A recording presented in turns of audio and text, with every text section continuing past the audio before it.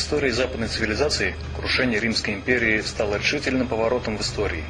В то время, когда Европа скатывалась в кошмар беспросветного мракобесия, оставляя позади грандиозные открытия и научные достижения античности, Восток стал главным интеллектуальным центром планеты. Это был период великого творчества.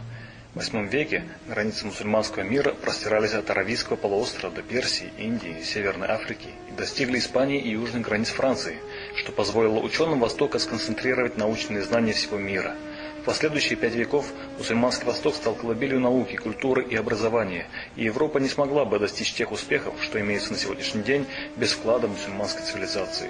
В одном только Багдадском доме мудрости хранилось несколько миллионов научных манускриптов. Европейские лекари отпиливали раненым рыцарям руки и ноги, используя вместо анестезии большой деревянный молоток.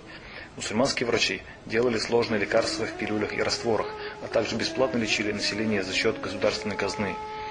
Место для постройки больниц выбиралось путем развешивания кусков мяса на деревьях. Там, где оно портилось в последнюю очередь, и возводился госпиталь. Открытие нитроглицерина, азотной и серной кислот, натрия, аммиачной соли, нашатырного спирта, металлургии и методы опреснения воды не мешали исламским ученым быть глубоко набожными людьми. Они не шли по стопам европейских коллег и не пытались доказать, что законы природы противоречат Божьим чудесам. Для ислама вся природа чудо. Восток традиционно славится пряностями и благовониями. Нормы ислама предписывают строгое слежение за гигиеной, поэтому арабы еще в VII веке наладили массовое производство мыла. Попав в ванную комнату того периода, вы были бы поражены. Мыло почти ничем не отличалось от сегодняшнего. На выбор имелись ароматизированные цветные бруски, жидкое мыло в сосудах или специальное мыло для бритья. Нужно ли говорить, что шампунь также изобрели мусульмане? Дин Мухаммад привез его в Англию под видом лекарства и открыл специальный шампунный госпиталь, где лечил запашевевших пациентов мечом головы. Открытие дистилляции позволило арабам уже в IX веке выделять ароматические масла и эссенции, применяемые в парфюмерии и кулинарии. По завету пророка Мухаммада, да благословит его Аллах и приветствует, правоверные чистили зубы расщепленными веточками дерева арак, содержащего триклозан. В VIII веке багдадские ученые додумались перегнать нефть и получили из нее керосин. Последний с успехом заменил масло в лампах. Дистиллированную воду использовали пустынные караваны. В отличие от обычной, она не портилась на жаре. Гебер также изобрел царскую водку, смесь кислот, в которой растворялись даже благородные металлы. Успехи в алхимии позволили арабам поднять производство стекла, хорошо известного в Египте, на совершенно новый уровень. Они не только научились выплавлять высококачественное цветное стекло, но и вырезали из него искусственные драгоценные камни. Мусульмане впервые получили бесцветное стекло, а в XI веке научились делать из него привычные нам зеркала. Вы до сих пор думаете, что планер и вертолет – плод ума Леонардо да Винчи? Напрасно. Мусульмане начали делать первые шаги в авиации еще тогда, когда многие европейцы поклонялись языческим богам. Знакомьтесь, Аббас ибн Фернас, бербер, родившийся в Испании. Как и большинство других исламских мудрецов, он не ограничивал себя одной отраслью знаний. Сперва Аббас изучил математику и музыку, считавшуюся разделом математики, сконструировал для музыкальных нужд метроном, изготавливал стекло из песка, но в мировую историю он вошел не этими достижениями. В 852 году Ибн Фернас натянул ткань на деревянный каркас и благополучно спрыгнул с минарета в Кордове, получив лишь незначительные повреждения. К тому времени в городе, именовавшемся украшением мира, проживало 500 000 человек, большинство из которых были грамотными, к услугам населения было более 70 библиотек. Жители не были особо впечатлены этим фокусом, поэтому ученый засел за проект полноценных крыльев. На их создание ушли долгие годы. В возрасте 65 лет он устроил самоубийственное шоу. Забрался на гору близ Кордовы, пристегнулся к разработанному им же планеру и прыгнул вниз. За происходящим наблюдала многотысячная толпа. К удивлению присутствующих, искусственные крылья подхватили пожилого ученого и понесли его с приличной скоростью.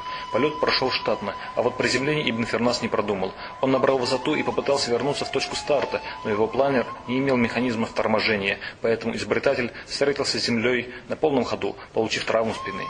Подвиг Ибн Фернаса был повторен лишь 1,5 века спустя, в Англии, причем с похожим результатом. Монах Эйлмер спрыгнул с крыши аббатства, пролетел на искусственных крыльях свыше 200 метров и сломал ногу при приземлении.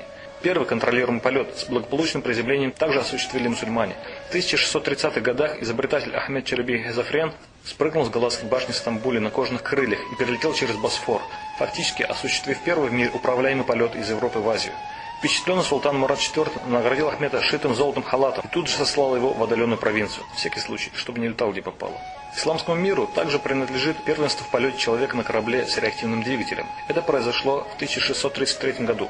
К празднованию дня рождения дочери Мурада IV изобретатель Лагари Хасан Челяби построил пассажирскую ракету, конический снаряд с пороховыми камерами и плечи для пилота. При большом стечении народа Лагари оседлал это устройство, поджег фитиль и с грохотом взмыл в небо. Полет предположительно длился около 20 секунд. Топливо закончилось на высоте 300 метров.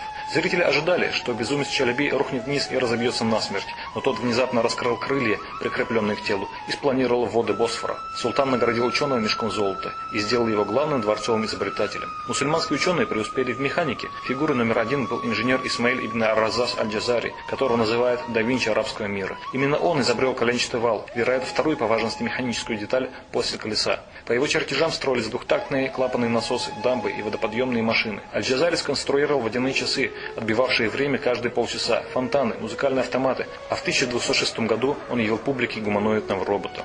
Аль-Джазари принадлежат десятки других современных технологий: ламинирование древесины, использование масштабных моделей, притирка движущихся частей с помощью корунда, металлические двери, кодовые замки, гибрид компаса с универсальными солнечными часами для любых широт. Арабские инженеры в разное время изобрели такие привычные нам вещи, как ветряные мельницы, переключатели, вентиляторы. Еще в начале 13 века путешественники сообщали, что вентиляторы имеются почти в каждом каирском доме, водяные и паровые турбины и защищенные от ветра лампы.